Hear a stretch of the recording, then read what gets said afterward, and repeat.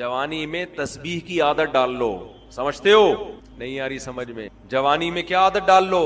نبی صلی اللہ علیہ وسلم نے فرمایا, صحیح بخاری کی آخری حدیث, کلیمتان خفیفتان علی اللسان ثقیلتان فی المیزان حبیبتان الی الرحمن سبحان اللہ وبحمدہ سبحان اللہ العظیم. دو کلمات زبان پہ بہت ہلکے, ترازو میں بہت بھاری اور رحمان کو بہت محبوب. ایک سبحان اللہ وبحمدہ, دوسرا سبحان اللہ العظیم. یہ آپ نے اگر جوانی میں اپنے آپ کو ذکر کا عادی بنا دیا, بڑھاپا بڑا اچھا گزرے گا. ہماری مسجد میں ایک بزرگ ہیں, پابندی سے تراویح پڑھتے ہیں. آج فجر میں پتا چلا کہ روزانہ 20 پارے تلاوت کا معمول. میرا خیال ہے 70 سال عمر تو 70 سال میں روزانہ کتنے پارے پڑھ رہے ہیں. کیا یہ عادت انہوں نے بڑھاپے میں ڈالی ہے؟ بڑھاپے میں اتنی ہمت نہیں ہوتی. یہ عادت کب سے پڑھی ہوئی ہوتی ہے؟ جوانی میں روز 20 نہیں پڑھتے ہوں گے, 2 پڑھتے ہوں گے, 3 پڑھتے ہوں گے, لیکن جیسے جیسے عمر بڑھ رہی ہے وہ تعداد کم ہونے کے بجائے بولو وہ شوق بڑھتا چلا جا رہا ہے. عین ممکن ہے کچھ دنوں کے بعد یا چند سالوں کے بعد صحت اجازت نہ دے, عین ممکن ہے, لیکن شوق تلاوت کا کم ہونے کے بجائے بڑھے گا. اور اللہ اجر کس پہ لکھے گا؟ شوق پہ. حدیث میں آتا ہے کسی کا کوئی معمول تھا, صحت خراب ہونے کی وجہ سے معمول چھوٹ گیا تو اللہ اس کے اعمال میں وہ نیکی لکھتے رہتے ہیں. تو آج آپ نے اپنے آپ کو میرے بھائی اللہ کا تھوڑا تھوڑا اللہ کا ذکر کی عادت ڈالو. میں نہیں کہہ رہا آپ سے زیادہ نہیں ہوتا تو وحشت نہ تھوڑا کر لو. آج تھوڑا کرو گے, کل اس تھوڑے میں ایسی لذت ہوگی کہ اللہ اس مقدار کو بڑھا دے گا. حدیث میں آتا ہے سبحان اللہ والحمد للہ ولا الہ الا اللہ واللہ اکبر, یہ کلمات احب الی اللہ مما طلعت الشمس او کما قال صلی اللہ علیہ وسلم. سورج جن چیزوں پہ طلوع ہوتا ہے, ظاہر ہے سورج تو پوری دنیا پہ طلوع ہوتا ہے, ان تمام چیزوں میں اللہ کو سب سے زیادہ محبوب یہ کلمات ہیں. اور دیکھو اس میں اللہ کا کوئی فائدہ نہیں ہے. اللہ کی آپ حمد و ثنا کریں, اللہ کا کوئی فائدہ نہیں ہے. اللہ یہ چاہتے ہیں میرے بندے اپنی زبان سے میرا نام لیا کریں. اللہ کو اس بات کی خوشی ہوتی ہے. ہمارے حضرت ایک شعر پڑھا کرتے تھے, یہ جو اہل اللہ ہوتے ہیں نا ذکر کی بڑی عادت پڑ جاتی ہے. بار بار اللہ کا نام لیتے لیتے نا, شروع میں تو انسان کو عادت نہیں ہوتی, جب نام لیتا ہے بار بار ذکر, تو اس کا ٹائم اللہ کے ذکر کے بغیر پاس نہیں ہوتا. وہ اس کو ایک کمی محسوس ہوتی ہے. کسی کو چائے کی عادت پڑ جائے, چرس کی عادت پڑ جائے, سگریٹ کی عادت پڑ جائے, نہیں ملے تو تڑپتا ہے نا. تو جس کو ذکر کی عادت پڑتی ہے نا, اس کو جب ذکر کا ٹائم نہ ملے تو اس کا دل پریشان ہوتا ہے, اس کو اللہ کے نام میں ایک چسکا آنے لگتا ہے. لیکن یہ پہلے دن نہیں ہوگا, عادت ڈالنی پڑے گی. تو روز آنا اس کا معمول بنا لیں, 100 دفعہ صبح 100 دفعہ شام تسبیح کا معمول بنا لیں. اس سے کیا ہوگا, ابھی شاید دل نہ لگے آپ کا, لیکن جیسے جیسے عمر بڑھے گی اللہ کے نام کا چسکا لگنا شروع. بڑھاپا بہت اچھا گزرے گا اللہ کو یاد کر کے. کھوپڑی شریف میں بات آ رہی, اور اگر ہر وقت دنیا کے تذکرے کرتے رہنا, ہر وقت ویڈیو گیم لے کے بیٹھے ہیں, PUBG کھیل رہے ہیں, سانپ والا اب تو سانپ والا ختم ہو گیا, اب آ رہا ہے سانپ والا. نوکیا میں آتا تھا, سانپ لمبا ہوتا جا رہا ہے, فل ٹائم ویسٹ کر. ہم پریشان. ہمارے بوڑھے کو دیکھو, آدمی کا دل چاہتا ہے اس سے دعا کروائے کہ بابا جی میرے بھی سر پہ ہاتھ رکھ. جو تاش کھیل رہی ہو بیٹھ کے, اس بڈھی سے دل چاہے گا؟ اسے تو آدمی نصیحت کرے گا کچھ اور کر لے. تھوڑے دنوں میں اتنا راشا آئے گا نا ہاتھوں میں, تھوڑے دنوں میں, کہ ایک پتے کے بجائے 2 گر رہے ہوں گے, 2 پتے ایک ساتھ گر رہے ہوں گے. تو اس لیے کارآمد بنا لو, کچھ تھوڑا بہت اللہ کا نام لے لیا. تمام دوائیں بچوں کی پہنچ سے. ایک اعلان کرنا ہے بس, پھر مسجد کمیٹی کی طرف سے ایک اعلان ہے. وضو خانہ, انڈر گراؤنڈ ٹینک اور باتھ روم اسٹور جو کہ کافی پرانے ہو گئے ہیں اور اب نئے سرے سے بنانے کی شدید ضرورت ہے. اس سلسلے میں آپ سے مالی تعاون کی درخواست ہے. اس کام میں تقریباً 20 سے 22 لاکھ کا خرچہ آ رہا ہے. یہ جو ہمارا وضو خانہ ہے, بہت سے نلکے ایسے ہیں آدمی جب بیٹھتا ہے تو ہوا بھی نہیں آ رہی ہوتی. ہوا آئے تو کم از کم آدمی تھوڑا سا سانس لے لے اس میں بیٹھ کے. خراب ہو گئے نلکے, اس کو ریپیئر کرنا ہے وضو خانے کو. اور اللہ بھلا کرے, یہ ٹینک ہمارا مسجد کے سامنے بہت پرانا ہے, گل گیا ہے, سڑ گیا ہے. میرا خیال ہے کتنے سال ہو گئے اس کو, 40 سال تو ہو گئے, 40 سال سے زیادہ ہو گئے. تو یہ بھی بوڑھا ہو گیا ہے. ہمارا ارادہ دوسرا ٹینک بنانے کا مسجد میں, سمجھ رہے ہیں, یہاں صحن میں نا اچھا سا صاف ستھرا سا دوسرا ٹینک بنے گا تو صدقہ جاریہ ہے, اپنے لیے بھی کر سکتے ہیں, اپنے والدین, کسی کے مرحوم والدین ہوں ان کی نیت. تیسرا جو ہمارا یہ باتھ روم ہے نا, یہ والا, اعتکاف والوں کے لیے یہ بہت چھوٹا ہے, ان دور جانا پڑتا ہے, اس کی صفائی کا بڑے مسائل ہیں, تو یہ باتھ روم کو بھی ریپیئر کرنا ہے. سمجھتے ہیں کہ نہیں سمجھتے؟ تو اس کے لیے یہ پیسوں کے بغیر اسباب کی دنیا میں ممکن, سمجھتے ہو؟ گورنمنٹ کا کوئی ایسا ادارہ نہیں ہے جو مسجدوں میں آ کے پوچھتا ہو کہ جی یہاں کیا ضرورت ہے تو یہ لیجیے. حکومت کا ایسا کوئی پروگرام نہیں ہے, تو یہ پبلک ہی کرتی, تو پبلک کا ہی کام ہوتا ہے. تو یہ آپ لوگوں کی میرا خیال ہے ذمہ داری ہے. کر لیں گے تو ثواب ملے گا, نہیں کریں گے تو آپ کی مرضی. کیا خیال ہے؟ ہم تو اپنے گھر سے وضو کر کے آ جاتے ہیں, ضرورت نہیں. وہ کیا تھا, ان لڈن جعفری یاد آ رہے ہیں. لڈن جعفری زندہ ہوتے کتنی اب تک مزید میمز بن چکی ہوتی. مر گئے, یہی اسٹائل تھا نا ان کا, مر گئے, کیا تھا وہ بھول گیا یار, زندہ ہو گئے, بس وہ بھی پورا نکل گیا دماغ. بال وہ بڑا مزہ آتا تھا. ابھی بھی میں سنتا ہوں بہت سارے لوگوں کی تقریریں, بڑی لمبی لمبی ادھر ادھر کی پھینک رہے ہوتے ہیں, تھوڑا انٹرٹین. پب جی سے اچھا ہے, پبجی سے اچھا ہے, پب جی کھیلنے سے اچھا ہے کہ دماغ فریش کرنے کے لیے نا فیس بک پر 2-4 اس طرح کے لوگوں کی تقریریں سن لیا کرو. بڑی لمبی لمبی پھینک رہے ہوتے ہیں, تو ان کے پھینکنے کے اسٹائل کو دیکھ کر نا آدمی تھوڑا سا فریش ہو جاتا. پہلے ایک چینل آیا کرتا تھا, وہ نام نہیں میں لوں گا, فتنہ ہوگا. جب میں تھک جاتا تھا وہ چینل دیکھا کرتا, اس میں کیلے ویلے قبلے کی طرف رخ اس ٹائپ کی دکھا رہے ہوتے تھے کہ بڑا دماغ فریش ہو جایا کرتا. اس طرح کی چیزیں دیکھ لیا کرو, یہ پب جی سے بہرحال بہتر ہے. تو خیر میں آپ سے یہ عرض کر رہا ہوں کہ مسجد کمیٹی کی طرف سے گزارش ہے, رمضان میں ویسے بھی صدقہ کرنے کا ثواب ڈبل ہو جاتا ہے, اور یہ تو سیدھا سیدھا صدقہ جاریہ ہے. ٹینک بنے گا, نمازی وضو کریں گے, ثواب آپ کے کھاتے میں. اصل میں یہ چیزیں ہم دنیا میں دیکھ نہیں رہے ہیں نا, اللہ نے یؤمنون بالغیب, غیب کے پردوں میں چھپا دی ہیں ساری چیز. تبھی جس کا آخرت پر ایمان ہوتا ہے وہ کرتا ہے, جس کا ایمان نہیں ہوتا.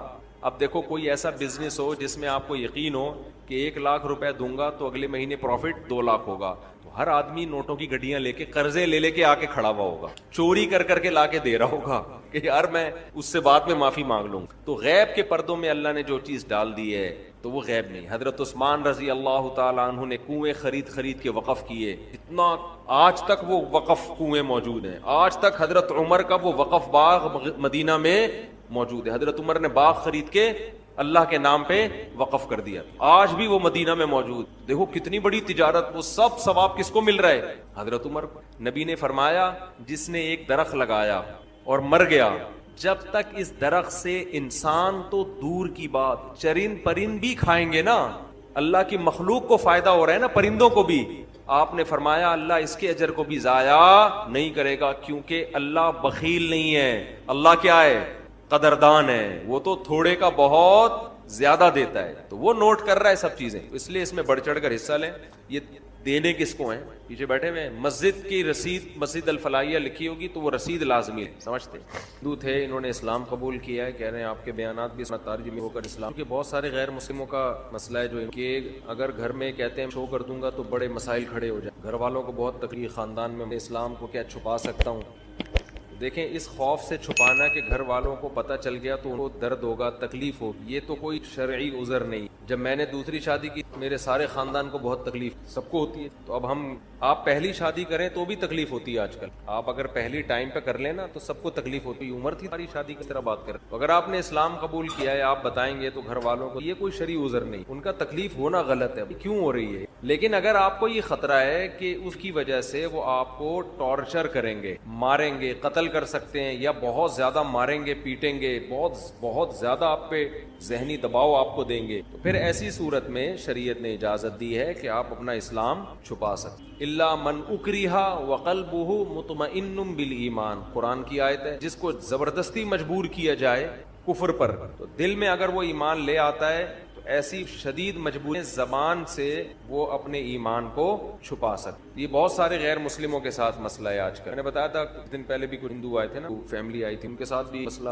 جو بھی ایک بچہ مسلمان ہو, بچہ تو نہیں, 18 20 22 سال, اس کے ساتھ بھی یہ ٹینشن, اس کو مار رہے ہیں, پیٹ رہے ہیں گھر والے. تو ہندوؤں میں یہ شاید زیادہ ہوتا ہے, عیسائیوں میں میرا خیال ہے اتنا نہیں ہوتا. عیسائیوں بھی بہت مسلمان ہوتے ہیں, جو میرے ہاتھ میں کبھی کوئی مسلمان ہوا ہے تو ان کے گھر کی طرف سے کوئی عام طور پر کوئی ٹینشن, تھوڑا براڈ مائنڈیڈ ہوتے ہیں لگتا ہے کرسچن لوگ. تو اب مسئلہ یہ ہے کہ ایسی مجبوری میں آپ اپنا ایمان چھپا سکتے. روزہ رکھ لیں, آپ روزے میں کہیں سفر پہ چلے جائیں یا کچھ ایسا تدبیر اختیار کر. نماز بہرحال ہر صورت میں پڑھنی پڑے گی, چھپ کے پڑھ لیں, جیسے تیسے بہت سارے مواقع انسان کو چھپ کے پڑھنے کے, تو اس طرح سے کچھ کر لیں گزارا. دعا کرتا ہوں اللہ آپ کو استقامت. اور یہ کہتے ہیں وہ بڑے خوش قسمت لوگ ہیں جو مسلم گھرانے میں پیدا ہوئے. واقعی وہ بڑے خوشوں کی قدر نہیں ہے. ہمارے ہاں تو ان کی نہ کرنا مشکل ہے, ہمیں تو اللہ نے نیکی پہ مجبور کر دیا ہے. تو جو روزہ کھائے گا وہ پٹے گا, رکھنا آسان ہے, کھانا مشکل ہو گیا ہے. تو یہ اللہ کی نعمت ہے کہ ہم جیسے نالائقوں کے لیے اللہ نے آسان کر دیا. قربانی تو ان غیر مسلموں کی ہوتی ہے جو قربانی دے کر آتے ہیں, پورا خاندان بائیکاٹ کرتا ہے اور پھر بھی وہ اپنے مذہب پہ قائم رہتے ہیں. تو قدر کرنی چاہیے. صاحب ہم نے ایک ہی میت کا جنازہ پڑھا, دوسرے مقام پر اس میت کا جنازہ ہم خود پڑھا سکتے ہیں, یعنی امامت کر بتائیں. ایک شخص ایک ہی میت کا جنازہ کئی دفعہ پڑھ سکتے. ایک شخص ایک میت کا جنازہ بھی ایک دفعہ پڑھے گا اور میت کا جنازہ بھی ایک ہی دفعہ ہوگا, 2 دفعہ جائز نہیں ہے. جنازہ عبادت ہے, عبادتیں توقیفی ہوتی ہیں. توقیفی کا مطلب جیسے نبی سے منقول ہے ایسے ہی کرنا پڑے گا. ہمارے نبی سے کبھی کسی کے 2 دفعہ جنازہ منقول نہیں ہے, سمجھتے ہیں. تو اس لیے یہ جو آج کل میتوں کے ڈبل جنازے ہو رہے ہیں, ایک شہر میں اور ایک اپنے گاؤں میں, یہ غلط طریقہ ہے, ناجائز ہے, اس کو چھوڑ دینا چاہیے. ایک صورت میں 2 دفعہ جنازے کی اجازت ہے کہ میت کا جو والی وارث تھا اس کی پرمیشن کے بغیر کسی نے پڑھا دیا.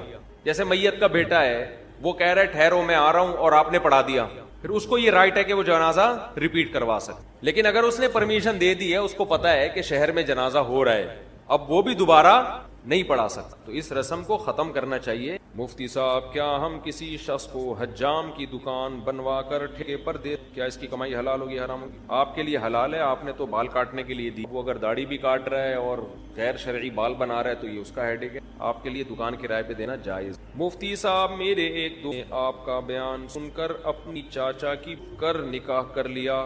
میں نے بیان میں کبھی بھی چھپ کے نکاح کرنے کی ترغیب نہیں دی. چاچا کی بیٹی سے نکاح کر لیا میرا بیان سن کے, بہت اچھی بات ہے. چھپکے کا لفظ میں نے نہیں کبھی بھی کہا, یہ اپنی طرف سے. اچھا میرے بھائی, جب کہ ان کا رشتہ آپس میں, ایک تو رومن اس میں لکھتے ہیں نا, اردو کو تو اردو اسٹائل میں لکھا کرو یار, رسم الخط کا بیڑا غرق ہو جائے گا. جبکہ ان کا رشتہ بھی آپس میں ہوا ہوا ہے. اس نکاح کے بعد اب وہ ملتے بھی ہیں. پوچھنا یہ تھا کہ نکاح جائز ہے, اور اگر لڑکا فوت ہو جائے تو کیا حکم؟ لڑکی پر عدت لازم, یہی حکم ہے. اگر لڑکا فوت ہو جاتا ہے تو 4 مہینے عورت پوری کرے گی. چھپن چھپائی میں یہی مسائل کھڑے ہوتے ہیں. کتنی خواتین ہیں کہتی ہیں, فون کر کے بتاتی ہیں کہ ہم نے چھپ کے نکاح کیا ہوا تھا, اب ہمارے گھر والے اس رشتے پہ راضی نہیں ہو رہے, کوئی دوسرا رشتہ آیا ہے ہمارے لیے, تو یہ دوسرا بندہ طلاق نہیں دے رہا. اگر طلاق دیتا ہے تو میری جو شادی کی ڈیٹ طے کی ہے اس میں تو عدت ہی پوری نہیں ہو رہی, اور عدت کے دوران نکاح کالعدم ہوتا ہے, زنا ہے وہ. تو ایسے کام مت کرو جس میں بعد میں ندامت اور شرمندگی ہو, سمجھتے ہیں. تو اگر یہ میاں مر گیا تو 4 مہینے 10 دن کی عورت کو عدت گزارنی پڑے گی, سمجھتے ہو. طلاق دے گا تو بھی عدت ہوگی, 3 مہینے عدت ہوگی, اس کے بعد کہیں نکاح کر سکتے. میرا مسئلہ گولڈ کا ہے. تقریباً 17-18 سال سے میرے پاس سونا پڑا ہوا ہے, تقریباً 3.5 تولہ, اس پر زکوٰۃ ہے یا نہیں؟ اگر 3.5 تولے سونے کے علاوہ 1 روپیہ بھی آپ کے پاس موجود تھا تو پھر سونے کا نصاب نہیں بنتا, پھر دونوں کو مرج کیا جاتا ہے, دونوں کی ویلیو, پھر 52.5 تولہ چاندی کا حساب ہوتا. تو 3.5 تولہ سونا جو ہے یہ 52.5 تولہ چاندی کی ویلیو سے زیادہ ہوتا ہے, اس لیے اس پر زکوٰۃ ہو. 7.5 تولے پر اس وقت زکوٰۃ ہوتی ہے جب آپ کے پاس 7.5 تولے سونے کے علاوہ کچھ بھی نہ ہو. 1 روپیہ بھی آپ کے پاس آ گیا نا تو پھر دونوں کو مرج کر کے ان کی ویلیو نکالی جاتی ہے, پھر ویلیو پہ زکوٰۃ ہوتی ہے, گولڈ پہ نہیں ہوتی, پھر ویلیو ہے اس کی. اور ویلیو میں چاندی کی ویلیو دیکھی جاتی ہے جو 52.5 تولہ چاندی. تقریباً ہر مہینے 1000 یا 1500 روپے شوہر دیتا ہے, جو چیزیں لینے میں پہلے سے ختم ہو جاتی. بھائی آپ پر یہ لازم ہے کہ آپ ہر مہینے اپنی جیب خرچی سے تھوڑے پیسے بچا کے رکھیں اور پھر اس میں زکوٰۃ ادا کریں. آپ عورت پر لازم ہے اپنے گولڈ کی زکوٰۃ دے. وہ خواتین کہتی ہیں ہم کہاں سے دیں, نہیں ہوتا تو گولڈ بیچ کے دیں, سمجھ رہے. اب پھر خواتین کو یہ ہوتا ہے کہ ہاں زکوٰۃ اتنے پیسے ہمارے اس میں نکل جائیں گے. تو زکوٰۃ میں تو پیسے ہی نکلتے ہیں بھائی, ایسا تو نہیں ہوتا نا کہ آپ پیسے بھی نہ دیں اور زکوٰۃ بھی ادا ہو جائے. سونا جب رکھا ہوا ہے تو اس کا یہ اللہ کی طرف سے حکم ہے, ورنہ تو لوگ غیر مسلم کیا کرتے ہیں, اتنے گولڈ بعض مالداروں نے جمع. چائنا میں ملیشیا میں نے چائنیز کا قبرستان دکھایا تھا. ملیشیا میں نے ایک ولاگ بنایا, چائنا کے جو کروڑ پتی لوگ ہیں نا وہ اس قبرستان میں دفن ہوتے ہیں. ابھی بھی یوٹیوب پہ پڑا ہوگا. وہ اتنی دولت کے انبار لے کے دنیا سے جب جا رہے ہوتے ہیں نا تو رو رہے ہوتے ہیں کہ یار کروڑوں روپے ہمارے ہیں اور ہم مر رہے ہیں, کیونکہ پیسہ ہمیشہ جمع کرنے میں لگایا ہوتا ہے, خرچ کرنے کی توفیق ملی نہیں ہوتی. پھر وہ کیا کرتے ہیں, اس قبرستان میں کروڑوں روپے کی قبر خریدتے ہیں, وہ قبرستان غریب آدمی کے لیے نہیں ہے. کروڑوں روپے کی قبریں ہوتی ہیں, ان قبروں میں ان کے ساتھ ان کا پیسہ دفن ہوتا ہے. یہ میں نے پورا ولاگ بنا کے ڈالا تھا کہ دیکھ لو عبرت کی آنکھیں, کہ اگر دنیا میں پیسے سے, اس گولڈ سے محبت ختم نہیں کی نا تو یہ مرتے ہوئے ختم. ابھی جو پورا بیان یہی چل رہا تھا نا, یہ پھر مرتے ہوئے ختم نہیں ہوتی. پھر مرتے ہوئے دل چاہتا ہے قبر میں لے جاؤں میں کسی طرح. تو اب بحریہ ٹاؤن کا پلاٹ تو قبر میں لے جا نہیں سکتا, تو وہ کہتے ہیں بیچ کے پیسہ لے جاؤں میں. تو پیسے میں کیا ہے کہ وہ پھر وہاں لوگوں نے گڑبڑے شروع کر دی. جب اتنا پیسہ دفن ہوتا میت کے ساتھ, تو چور ڈاکو سرنگ بنا کے قبروں سے پیسہ نکال کے لے جاتے. پھر وہاں قبرستان کی مینجمنٹ نے یہ کیا, کیونکہ وہ تو قبرستان والوں کا بزنس ہے, انہوں نے کہا بھائی یہ مہنگے, یہ بہترین بزنس بتایا میں نے آپ کو, جگہ خریدیں, بولے اس میں صرف مالدار لوگ دفن ہوں گے, قبر اتنے کی ہے, وی آئی پی قبر.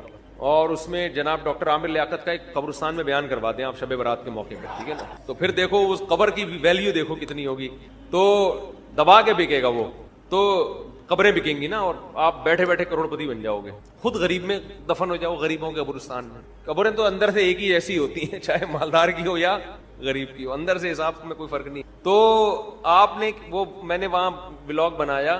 اب کیا ہے کہ وہاں چوروں نے وہ کرنسیاں نکالنا شروع کر دی. تو پھر انہوں نے یہ حل سوچا اس کا کہ قبرستان کی انتظامیہ نے ایک نئی کرنسی نکالی جو مارکیٹ میں چلنے والی نہیں ہے, لیکن وہ نئی کرنسی آپ کو اس کرنسی کے بدلے میں ملے گی, اور وہ آپ کے ساتھ قبر میں دفن. تو میت کو یہ حسرت پوری ہو گئی کہ میں اپنا پیسہ اپنے ساتھ لے کے جا رہا ہوں. اس لیے اس دنیا کی محبت دل سے نہ نکالی نا تو بہت ہی برے ہو جاؤ گے. اس لیے خواتین نے گولڈ رکھا ہوا ہے, خوشی خوشی زکوٰۃ دیا کرو, خوشی خوشی. اللہ ہم سے, دیکھو گورنمنٹ کو کتنا ٹیکس دیتے ہیں یار, خوشی سے نہیں دیتے, زکوٰۃ سے کئی گنا زیادہ گورنمنٹ ٹیکس لیتی ہے ہم سے, اور اس کے بدلے میں دیتی سوائے نعرے اور سوائے وعدوں کے کچھ بھی نہیں ملتا ہمیں. جتنا ہم گورنمنٹ کو ٹیکس دیتے ہیں نا, کیا اس کے بدلے میں ہمیں فری علاج ملتا ہے؟ بولتے کیوں نہیں. کیا تعلیم ملتی ہے؟ گورنمنٹ اسکولوں میں تعلیم تو دیکھ لو, کھڑکیاں ہی نہیں ہے تو تعلیم کہاں سے ہوگی؟ دروازے نہیں ہے, ڈیسک نہیں ہے, اسکول ہی نہیں ہوتا بعض دفعہ تو اور بچوں کے الاؤنس بھی جا رہے ہیں اور سب کچھ جا رہے ہیں. کتنا ٹیکس گورنمنٹ کو لوگ دیتے ہیں. دینا چاہیے, میں منع نہیں کر رہا آپ کو. اللہ آپ سے صرف 2.5% مانگ رہا ہے, اور دے اس کے بدلے میں بارشیں بھی وہ برسا رہا ہے, گندم بھی وہ پیدا کر رہا ہے, خربوزے بھی وہ پیدا کر رہا ہے, پکوڑے بھی وہ کھلا رہا ہے, ملائی اور پراٹھے بھی وہی کھلا رہا ہے, دودھ بھی وہ پلا رہا ہے. اتنا دے رہا ہے کہ میں تو کہتا ہوں اللہ اگر تو ہم سے کہتا کہ 2.5% رکھو اور 97.5% دے دو تو بھی کم تھا. سارا تیرا ہی تو دیا ہوا ہے, خوشی خوشی دیا کرو بھائی زکوٰۃ. ہمارے شیخ حضرت مفتی رشید احمد صاحب رحمہ اللہ کو ایک دفعہ خیال آیا کہ اپنا سارا پیسہ صدقہ کر دیں, بس صرف تھوڑے سے اتنے پیسے رکھیں جو مہینے میں کھانے پینے کے لیے, گیس بجلی کے بل کے لیے چاہیے, باقی سارا صدقہ. پھر حضرت فرماتے ہیں میں نے سوچا اگر سارا صدقہ کر دوں گا غریب ہو جاؤں گا, پھر زکوٰۃ تو مجھ پہ فرض ہوگی نہیں, زکوٰۃ ادا کرنے کا مزہ پھر آئے گا نہیں. تو اتنا رکھو کہ زکوٰۃ فرض ہو اور زکوٰۃ ادا کریں, اس کا اپنا مزہ ہے. زکوٰۃ کا فطرانہ الگ چیز ہے, قربانی کا الگ مزہ ہے, یہ الگ الگ عبادتیں ہیں نا. زکوٰۃ تو اسلام کا رکن ہے بھائی, یہ تو خوشی سے خواتین کو چاہیے, سونا ہے خوشی خوشی دیا کریں زکوٰۃ. بعض خواتین کے ایسے منہ بنے ہوئے ہوتے ہیں, ہائے زکوٰۃ دیں کہاں سے, شوہر اتنے 100 روپے دیتا ہے مہینے کے, 1000 روپے دیتا ہے. بھائی آپ کو جب پتا ہے آپ نے زکوٰۃ نکالنی ہے سال میں, تو آپ جیب چیز سے بچانا شروع, نہیں ہے تو سونا بیچیں. بیچ کے کسی انسان کو تھوڑی دے رہے ہیں آپ, کس کو دے رہے ہیں؟ جس نے اس سونے کو پیدا کیا. اور اللہ تو اتنا غنی ہے, اتنا غنی ہے. دیکھو جب کوئی کروڑ پتی سیٹھ آپ کے گھر میں آ جائے, کسی غریب کے گھر میں, غریب آئے نا, اس کو کھلاتے ہوئے آدمی سوچتا ہے کہ ضائع ہی ہو رہا ہے, اس کا آؤٹ پٹ کچھ بھی نہیں نکلے گا, اس کو میں جتنا کھلاؤں گا یہ تھوڑی کھلائے گا, اس کے بعد تو ڈھیلا نہیں ہے.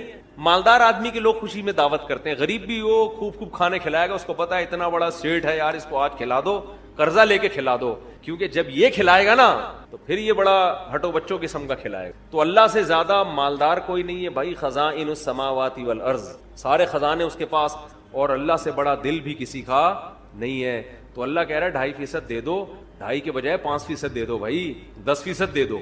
اللہ لے رہا ہے, اللہ, اس کو ضرورت بھی نہیں ہے. فقہا نے لکھا ہے, کتنی خوبصورت بات, ہم جب اصول فقہ پڑھتے ہیں نا, اس میں فقہا نے لکھا ہے کہ زکوٰۃ اصل میں جب آپ غریب کو دیتے ہیں تو یہ غریب کو نہیں, یہ کس کو دے رہے ہیں؟ اللہ کو.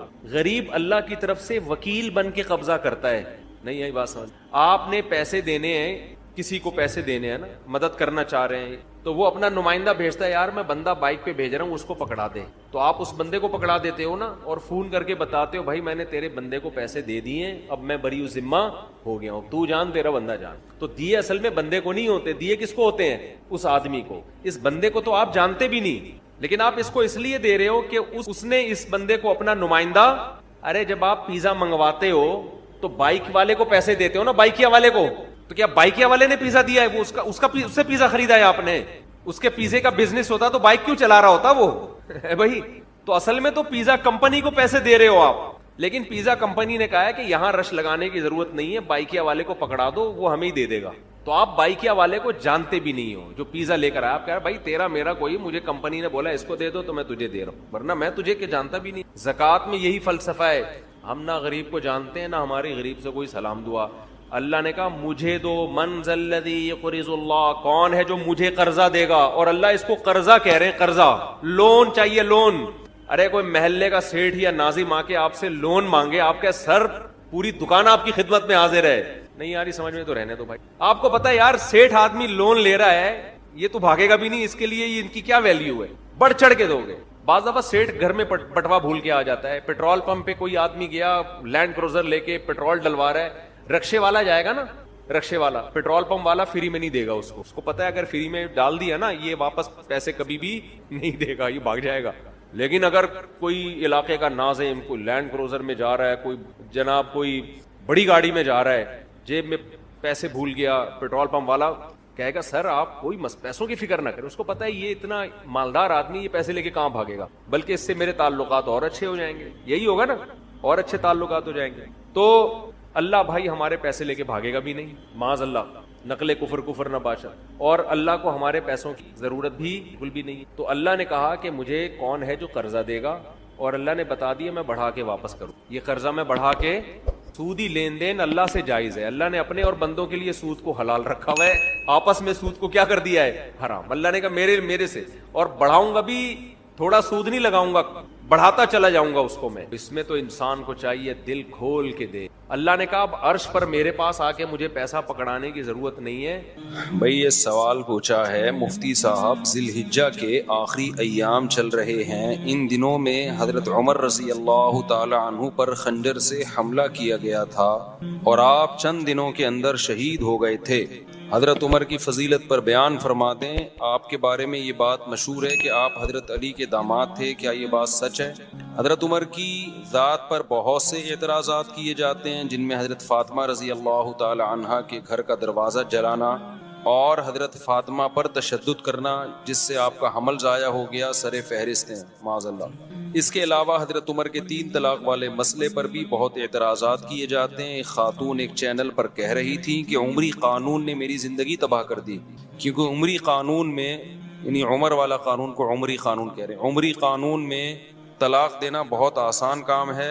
اس کا جواب بھی عنایت فرما دیں. تیسری بات یہ ہے کہ حضرت عمر کی رائے کی تائید میں کئی بار قرآن کی آیات نازل ہوئیں. ناظرین کو ان آیتوں کے بارے میں بھی بتا دیں. سب کچھ تو آپ نے ہی بتا دیا ہے، میرے بتانے کے لیے کچھ چھوڑا ہی نہیں آپ نے. دیکھو یہ جو حضرت فاطمہ پہ ظلم کے واقعات بیان کیے جاتے ہیں کہ حضرت عمر نے یہ کیا، حمل ضائع ہو گیا، یہ ہو گیا، وہ ہو گیا، وغیرہ وغیرہ، ہمیشہ کوشش کیا کرو باطل کے سوالات کا جواب دینے کے بجائے نا الٹا باطل سے سوال پوچھنا شروع کر دیا کرو.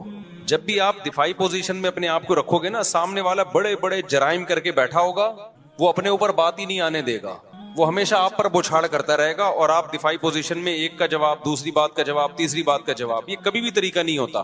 میں نے ایک واقعہ سنایا تھا کہ ایک صاحب آئے اور مجھے کہنے لگے کہ علماء دیوبند کے عقائد، آپ کے جو علماء دیوبند کے جو اکابر ہیں نا، ان اکابر کے عقیدے ٹھیک نہیں ہیں، میں آپ سے اس پہ مناظرہ کرنا چاہتا ہوں. مجھے کہنے لگے، میں نے کہا ٹھیک ہے میں تیار ہوں اس کے لیے، لیکن آپ الزام لگاؤ گے علماء دیوبند کے جو اکابر تھے، جو ہمارے اکابر تھے، ان پہ الزام لگاؤ گے اور میں ان الزامات کا دفاع کروں گا، تو یہ برابری والی بات نہیں ہوئی. برابری والی بات یہ ہوگی کہ آپ ہمارے اکابر پہ الزام لگاؤ گے اور میں آپ کے اکابر پہ الزام لگاؤں گا. آپ نے جیسے میں نے اپنے اکابر کا دفاع کرنا ہے، تو جو میں آپ کے اکابر پہ الزام لگاؤں آپ نے اس کا بھی دفاع کرنا ہے. یہ یک طرفہ بات نہیں ہوگی کہ آپ مجھے تھپڑ مارو اور اپنے منہ کو میں بچاتا رہوں بیٹھ کے. جب آپ کو میرے منہ پہ تھپڑ مارنے کی اجازت ہوگی اور میں بچاؤں گا تو میں بھی آپ کے لگاؤں گا اور آپ اپنا منہ بھی بچائیں گے. سمجھتے ہو کہ نہیں سمجھتے؟ یہ ہمیشہ بحث کا اصول ہے، یہ یاد رکھو. باطل کی کوشش ہوتی ہے آپ پہ چڑھ جائے وہ، اور اپنے آپ کو بالکل پہلے سے ہی محفوظ رکھ لیتا ہے. وہ بات سے بات نکلتی ہے نا. عیسائی آتے ہیں, عیسائی لوگ جو طنز کرتے ہیں, اسلام پہ اعتراض کرتے ہیں, نبی صلی اللہ علیہ وسلم نے اتنی عمر میں 9 سال کی لڑکی سے شادی کی, فلانا, یہ وہ جو ان کے الزامات ہوتے ہیں جہاد اور اسلام تلوار سے, جو 8-10 مشہور اعتراضات ہیں. ٹھیک ہے, علماء اس کا بھی جواب دیتے ہیں, لیکن آپ بھی تو اعتراض کرو. بھائی آپ عیسیٰ کو خدا کا بیٹا کہتے ہو, ایک مخلوق کو خدا کا بیٹا کہہ رہے ہو, یہ زیادہ چھمبے کی بات ہے؟ یا حضرت عائشہ 9 سال میں بالغ ہو گئیں اور پیغمبر سے انہوں نے 50 سال کی عمر میں نکاح کیا اور ہمیشہ خوش زندگی گزاری, وہ اس پر بالکل بھی نادم نہیں تھی, وہ خوش ہیں. وہ آج بھی زندہ ہو کے آ جائیں, آپ ان سے پوچھیں کہ اگر دوبارہ ہم ماضی میں چلے جائیں اور آپ کی 9 سال کی عمر میں رخصتی ہو اور پیغمبر کی 50 سال عمر ہو, وہ کہیں گی دوبارہ میں یہ کام کروں گی. وہ تو اس رشتے پہ اتنا خوش تھی. تو آپ پہلے اس بات کا جواب دو کہ ایک خدا بھی ہے اور خدا کے بیٹے بھی ہیں عیسیٰ, اور یہ کیسے ممکن ہے؟ تو بجائے اس کے کہ ہم اعتراضات کے جواب دینا اگلے سے, دیکھو یہ میں اس لیے کہہ رہا ہوں کہ اسلام پہ جو اعتراضات ہوتے ہیں یہ اس لیے کرتے ہیں تاکہ ہماری نظر میں اسلام کو مشکوک کر دیں اور ہم اسلام کو چھوڑ دیں. یہی ہوگا نا, تو ہم اسلام چھوڑ کے جائیں کہاں؟ جدھر جانا ہے پہلے اس کا برحق ہونا تو ثابت کرو نا. بھائی ایک ڈاکٹر نے آپ کو بتایا یہ بھی نہیں کھانا, یہ بھی نہیں کھانا, اس سے بھی پرہیز, اس سے بھی پرہیز, آپ ڈاکٹر صاحب سے پوچھتے ہو کھانا کیا ہے, پھر ڈاکٹر کہے کچھ بھی نہیں کھانا. تو ڈاکٹر صاحب ایسا تو نہیں ہو سکتا, وہ تو یقینی مروں گا پھر میں بھوکا پیاسا, مجھے پہلے یہ بتاؤ یہ چھوڑنا ہے تو اس کے متبادل میں نے کھانا کیا ہے. وہ ڈاکٹر صحیح ڈاکٹر ہوگا, وہ کہے گا بھائی ٹھنڈا پانی مت پیو مگر گرم پی سکتے ہو, کھچڑی مت کھاؤ مگر روٹی کھا سکتے ہو, یا روٹی مت کھاؤ مگر کھچڑی کھا سکتے ہو. تو اسلام پہ جو لوگ اعتراض کرتے ہیں کہ اسلام میں یہ غلط یہ غلط, فرض کر لو تھوڑی دیر کے لیے مان لیا بھائی اسلام غلط ہے, اب کیا کروں میں؟ اب میرے پاس یا تو عیسائی مذہب ہے یا ہندو ہے یا سکھ بن جاؤں یا میں ملحد ہو جاؤں, خدا ہی کا انکار کر دوں, تمام مذاہب کا انکار کر دوں. اگر اسلام پہ 10 اعتراضات ہوتے ہیں, الحاد پہ 1000 اعتراضات ہوتے ہیں, ہندو مذہب پہ 2000 اعتراضات ہوتے ہیں, عیسائیت پہ 3000 اعتراضات ہوتے ہیں. تو بھائی پہلے مجھے جو میں آپ پہ اعتراض کروں گا اس کا جواب دو. میں عیسائیت سے سیٹسفائی ہوں گا, پھر میں عیسائیت اور اسلام کو کمپیئر کروں گا آپس میں. سمجھ میں نہیں آ رہی میرا خیال ہے بات؟ تو کبھی بھی ایسا نہیں ہو سکتا کہ باطل آپ پہ اعتراض کرتے رہے, آپ جواب دیتے رہے جواب دیتے رہے, اس میں زندگیاں کھپ جائیں گی آپ کی, کچھ بھی حاصل نہیں ہوگا. وہ کوئی نیا اعتراض نکال کے لے آئے گا, کل وہ کوئی نیا اعتراض نکال کے لے آئے گا. تو بجائے اس کے کہ آپ جو لوگ حضرت عمر پہ اعتراض کرتے ہیں نا کہ حضرت فاطمہ کے ساتھ یہ کیا, حضرت فاطمہ کے ساتھ معاذ اللہ نقل کفر, سیدھا سیدھا ایک جواب دیا کرو کہ حضرت علی رضی اللہ تعالی عنہ اس وقت زندہ تھے یا نہیں تھے, سیدہ فاطمہ حضرت علی کی زوجہ تھی یا نہیں تھی. تو آپ نے یہ حضرت عمر پہ اعتراضات کر رہے ہو, ان کو برا بلا معاذ اللہ کہہ رہے ہو, حضرت علی نے کیوں نہیں کیا یہ کام؟ نہیں, یہی بات میرا خیال ہے سمجھ. حضرت علی کیوں خاموش تھے کہ ان کی زوجہ کے ساتھ ظلم ہو رہا ہے, معاذ اللہ ان کی زوجہ کو مارا جا رہا ہے جس سے ان کا حمل ضائع ہو رہا ہے, معاذ اللہ میری بیوی کے ساتھ کوئی ایسا کرے میں خاموش رہوں گا؟ آپ ان کے ہاتھ پہ بیعت بھی ہو رہے ہیں, ان کو خلیفہ بھی مان رہے ہیں, اور حضرت عمر اور حضرت علی کے اتنے اچھے تعلقات کہ حضرت عمر جو کمیٹی بنا رہے ہیں 6 آدمیوں کی کہ میرے بعد کون خلیفہ ہوگا, اس میں سیدنا علی کا نام بھی ڈال رہے ہیں. واہ واہ واہ. حضرت علی کی زوجہ کے ساتھ اور پیغمبر کی صاحبزادی, ان سے بڑا کیا رتبہ ہو سکتا ہے؟ ان کے ساتھ معاذ اللہ ایک شخص اتنا ظلم کر رہا کہ وراثت معاذ اللہ نقل کفر, وراثت نہ دے رہا ان کو, ان کا حمل ضائع کر دیا. اور حضرت علی کے اتنے اچھے تعلقات, حضرت علی سے ایک ضعیف روایت نہیں ملتی کہ حضرت عمر پہ انہوں نے طنز کیا ہو یا ان کو ظالم کہا ہو. اتنے اچھے تعلقات کہ عمر حضرت علی کے لیے کو خلیفہ کے لیے نامزد کر رہے ہیں اور ان کی بیٹی کو نکاح کا پیغام بھیج رہے ہیں. یہ شیعہ کتابوں میں بھی مل جائے گا آپ کو کہ حضرت علی نے حضرت علی کی بیٹی سے کس کا نکاح ہوا ہے؟ حضرت عمر کا. شروع میں حضرت علی نے نکاح کا پیغام مسترد کر دیا تھا, صرف اس بیس پہ کہ آپ کی عمر زیادہ ہے, اس بیس پہ نہیں کہ آپ ظالم ہیں, آپ نے میری زوجہ کے ساتھ معاذ اللہ اچھا سلوک نہیں کیا, عمر کے ایج ڈیفرنس کی وجہ سے. لیکن عربوں میں ایج ڈیفرنس کو کچھ زیادہ ویلیو نہیں دی جاتی تھی. بعد میں حضرت عمر سے انہوں نے اپنی بیٹی کا نکاح کیا. تو یہ کیا بات ہے, اپنی بیٹی کا نکاح بھی کر رہے ہیں, ان کو داماد بھی بنا رہے ہیں اور ان سے مشورے بھی لے رہے ہیں. حضرت عمر کا کوئی مجلس ایسی نہیں ہوتی تھی اہم جس میں کوئی جدید مسئلہ آیا ہو اور انہوں نے سیدنا علی کو اس میں مشاورت کے لیے شریک نہ کیا ہو.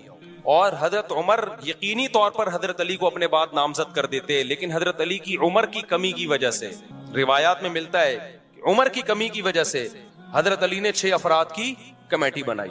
سمجھتے ہو کہ نہیں سمجھتے؟ تو ہم ان کے آپس میں تعلقات دیکھتے ہیں, کوئی ان میں نفرت نہیں تھی, ایک دوسرے کی تعریفیں, ایک دوسرے سے محبتیں.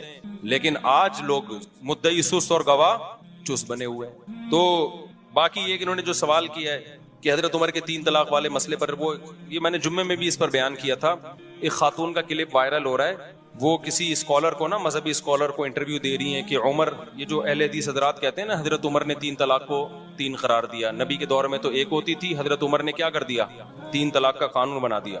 تو میں نے تو خود اہل حدیثوں کی تحریریں پڑھی ہیں اس بارے میں کہ انہوں نے گھر اجاڑ دیا لوگوں کا، یہ کر دیا حنفیوں نے نا. حالانکہ اگر گھر اجاڑنا ہے تو پھر تو حضرت عمر نے کیا، اور شیعہ صاف لفظوں میں کہتے ہیں یہ گھر اجاڑنے کا کام کس نے کیا، حضرت عمر نے. اہل حدیث صاف لفظوں میں نہیں کہتے کیونکہ ان کو پتا ہے کہ عمر کی محبت ہے لوگوں کے دلوں میں، وہ حنفیوں پہ ڈال دیتے ہیں. میں نے خود اہل حدیث کا فتویٰ پڑھا ہے کہ انہوں نے 3 طلاق کو 1 قرار دیا اور نیچے لکھا کہ قرآن و سنت میں 3 1 ہوتی ہیں اور حنفی علماء کو اجازت نہیں ہے لوگوں کا گھر اجاڑے وہ.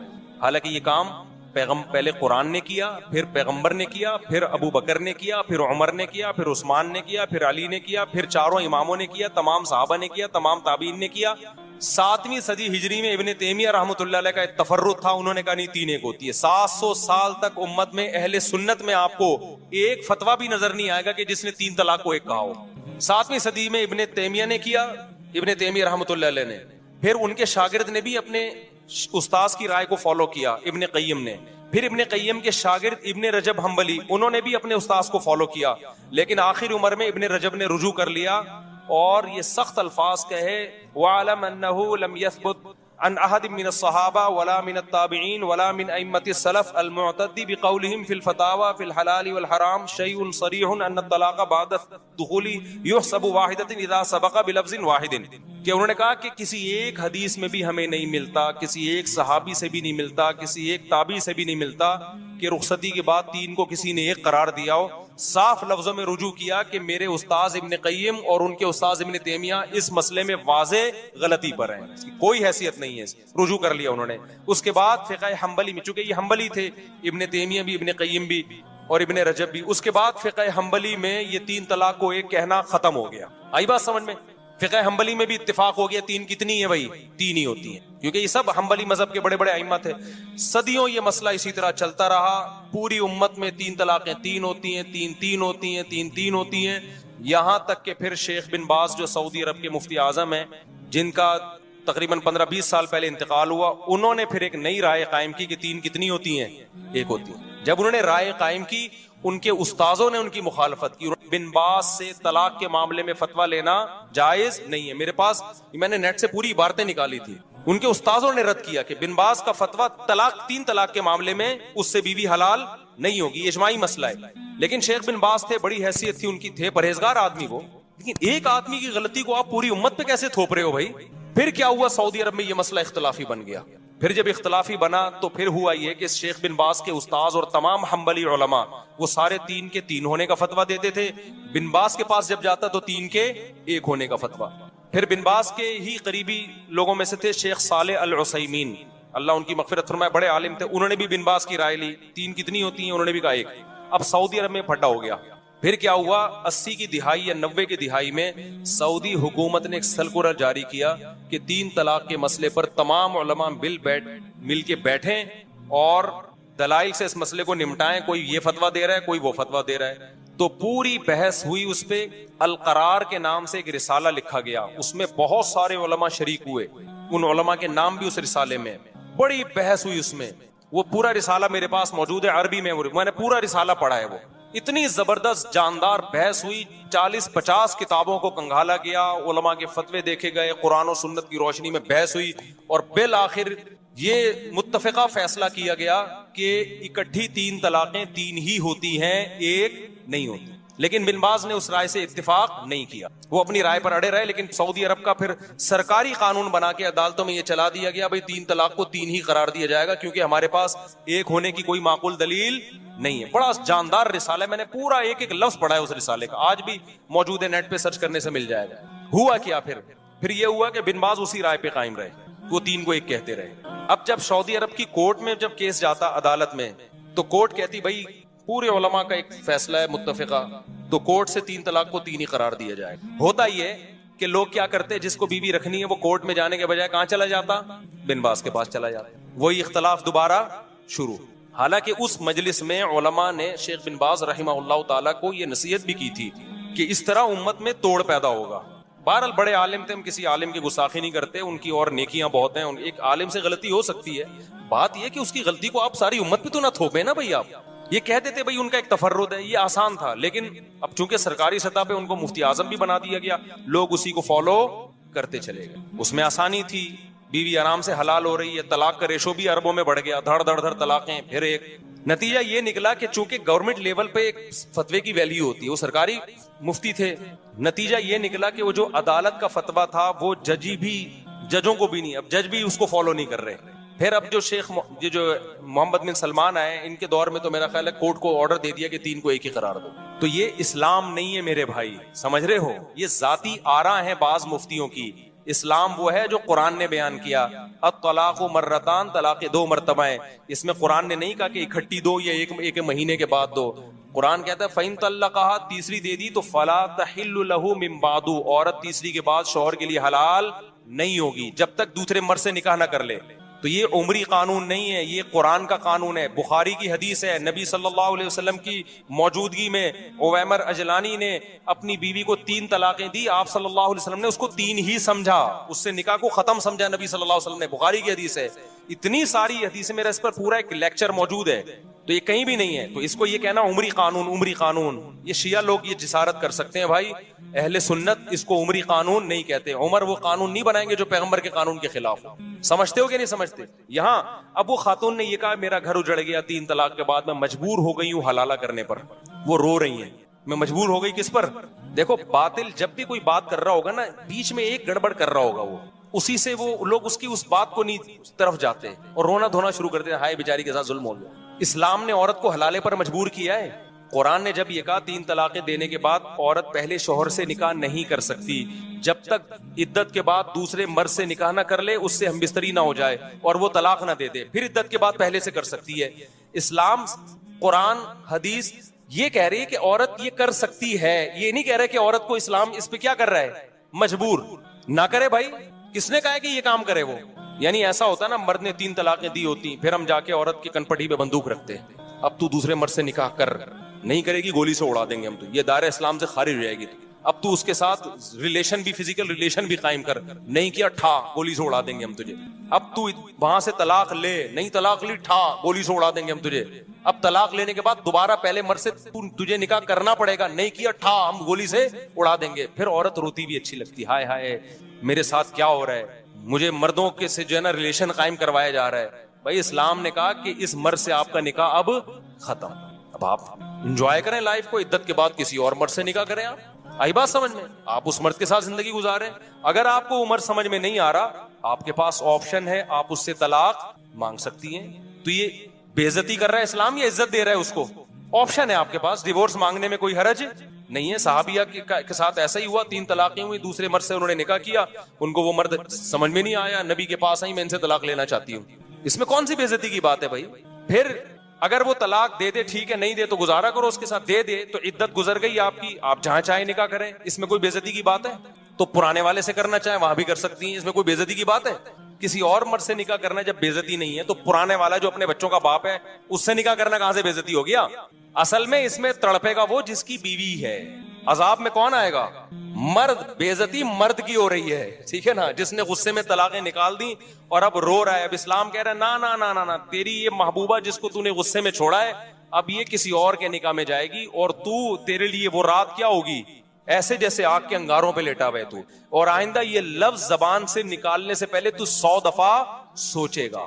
عذاب میں تو وہ آئے گا بندہ.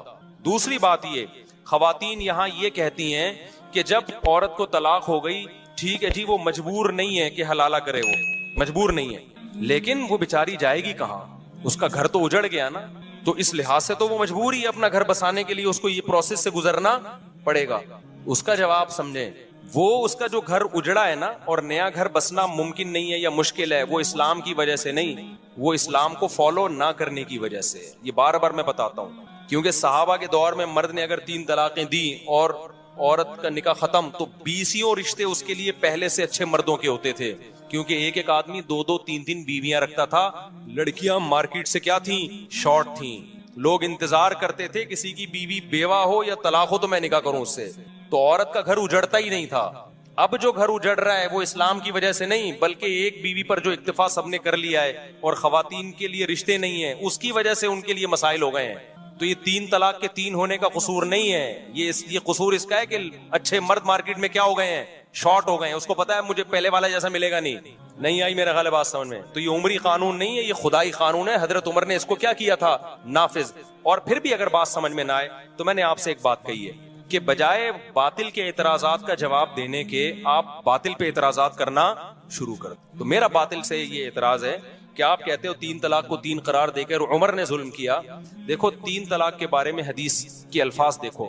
3 طلاق کے 1 ہونے کے بارے میں جو اہل حدیث پیش کرتے ہیں کہ نبی کے دور میں 3 1 سمجھی جاتی تھی، ابو بکر کے دور میں بھی عمر نے 3 کو کیا کر دیا 3. ہم کہتے ہیں وہ جو نبی کے دور میں 1 سمجھی جاتی تھی اس کا مطلب یہ نہیں ہے جو اہل حدیث بیان کر رہے ہیں. اس کا مطلب دوسری حدیث میں آتا ہے کہ زمانہ جاہلیت میں 3 کو 1 سمجھا جاتا تھا، اسلام نے اس کو کیا کر دیا منسوخ. حضرت عمر کے دور میں بہت سے لوگوں کو پتہ ہی نہیں تھا کہ اب 3 1 نہیں ہے 3 3 ہی ہوں گی. حضرت عمر نے 3 کو 3 نافذ کر دیا. تو بہت سے لوگ سمجھے یہ کام کون کر رہا ہے، عمر کر رہے ہیں. اس کی مثال ایسے ہے جیسے صحیح مسلم ہی کی حدیث ہے کہ نبی کے دور میں ہم متا کیا کرتے تھے، جابر بن عبداللہ کہہ رہے ہیں رضی اللہ عنہ. ابو بکر کے دور میں بھی ہم متا کیا کرتے تھے، عمر نے متا پہ کیا لگا دی، پابندی لگا دی. ہم اس کا جواب کیا دیتے ہیں، بھائی متا تو نبی کے دور میں حرام ہو گیا تھا، ابو بکر کے دور میں بھی حرام تھا. عمر نے جو پابندی لگائی تو وہ جو کام نبی کے دور میں حرام ہو گیا تھا عمر نے اس کو نافذ کر دیا. لیکن نبی کے دور میں جب متا حرام ہوا تو سب کو پتہ نہیں تھا کہ حرام ہے، وہ جائز سمجھ کے کر رہے تھے. ابو بکر کے دور میں بھی کرتے رہے کیونکہ اس خبر پھیلی نہیں تھی اس حرام ہونے کی. حضرت عمر نے لا بنا دی اب جو متا کرے گا وہی سزا دوں گا جو زانی کو دیتا ہوں میں. اس قانون کی وجہ سے سب کو پتہ چل گیا متا حرام ہے، تو نسبت کس کی طرف کر دی، عمر کی طرف. تو اسی طرح 3 طلاق 3 ہو چکی تھی نبی کے دور میں، پتہ نہیں تھا لوگوں کو. اب سمجھو کہ جو یہ کہتا ہے نا کہ عمر نے ہمارے گھر اجاڑے ہیں معاذ اللہ 3 طلاق کو 3 قرار دے کے، آپ اس سے اعتراض کیا کرو کہ اگر 3 طلاقیں نبی کے دور میں 1 تھیں اس حدیث کی وجہ سے کہ عمر نے 3 کو 3 قرار دیا ہے، تو متا بھی کس نے حرام قرار دیا ہے، پھر عمر نے. لہذا آپ اگر عمر کو نہیں مانتے تو متا جیسی بغیرتی کو بھی آپ کو ماننا بولو پڑے گا پھر آپ اسی جیسی حدیث کی وجہ سے. اور اگر آپ جواب میں کہتے ہو کہ نہیں متا تو نبی کے دور میں حرام ہو چکا تھا، تو ہم آپ کو یہ بھی دلیلیں دیں گے کہ 3 طلاقیں بھی نبی کے دور میں 3 ہو چکی تھی. تو اب جو لوگ حضرت عمر پہ اعتراض کر رہے ہیں نا کہ عورتیں کہہ رہی ہیں، اب یہ میں اس خاتون کی طرف آتا ہوں کہ جو کہہ رہی ہیں کہ عمر نے 3 کو 3 قرار دے کے میرا گھر اجاڑ دیا. او بھائی عمر نے متا کو حرام قرار دے کے آپ کا گھر بچا لیا بہت ساری عورتوں کا، کیونکہ عورت کبھی نہیں چاہتی کہ میرا میاں متا کرتا پھرے. وہ کیا خیال ہے، جس عورت کو پتا چلے میرا میاں 20 عورتوں سے متا کر چکا ہے اس کا گھر بسے گا؟ حضرت عمر نے متا پہ پابندی لگا کے کروڑوں عورتوں کا گھر بچا لیا کہ بیوی کے علاوہ تمہارے پاس کوئی آپشن نہیں ہے. متا پتہ ہے کیا ہوتا ہے جس کو یہ لوگ جائز قرار دیتے ہیں؟ متا یہ ہوتا ہے کہ جس کو کہا جاتا ہے حضرت عمر نے حرام قرار دیا، وہ والے متا کی بات کر رہا ہوں. کون سا متا حرام قرار دیا؟ متا یہ ہوتا ہے کہ آپ کسی عورت سے ایگریمنٹ کر لیں 1 سال کا یا 6 مہینے کا یا 1 ہفتے کا، کوئی بھی ٹائم متعین کر لیں، 2 گواہ ہوں، ایجاب و قبول ہو کہ ہم دونوں ایک دوسرے کے لیے حلال ہیں 1 مہینے کے لیے یا 1.5 مہینے کے لیے یا 2 مہینے کے لیے یا 1 سال کے لیے یا 10 سال کے لیے، کوئی بھی ٹائم متعین کر دیں یا 1 گھنٹے کے لیے. اٹ از کالڈ بولو نا متا. ہم یہ کہتے ہیں کہ اس میں اور زنا میں رتی برابر بھی فرق بولو نہیں. جو لوگ متا کو حلال کہتے ہیں وہ کہتے ہیں نہیں اس میں بڑا فرق ہے، زنا میں ٹائم متعین نہیں ہوتا، عورت کے ساتھ منہ کالا کیا اور نکل لیے، اس میں ٹائم متعین ہے. آئی بات سمجھ میں؟ زنا میں گواہ نہیں ہوتے، اس میں کیا ہے گواہ ہیں، یہ کوئی فرق نہیں. اچھا کہتے ہیں زنا میں جو اولاد ہوگی حلالی نہیں ہوگی، جبکہ متا سے جو اولاد ہوگی حلالی ہوگی. اور بھائی یہ فرق نہیں ہے، یہ آپ نے زنا پہ ایک خوبصورت یعنی آپ گواہ بنا کے زنا کر رہے ہیں، ٹھیک ہے نا. اس کا مطلب ہے جب کسی عورت سے زنا کرنا ہو تو 2 بندوں کو گواہ بنا لو اور ٹائم متعین کر لو 1 گھنٹے کا.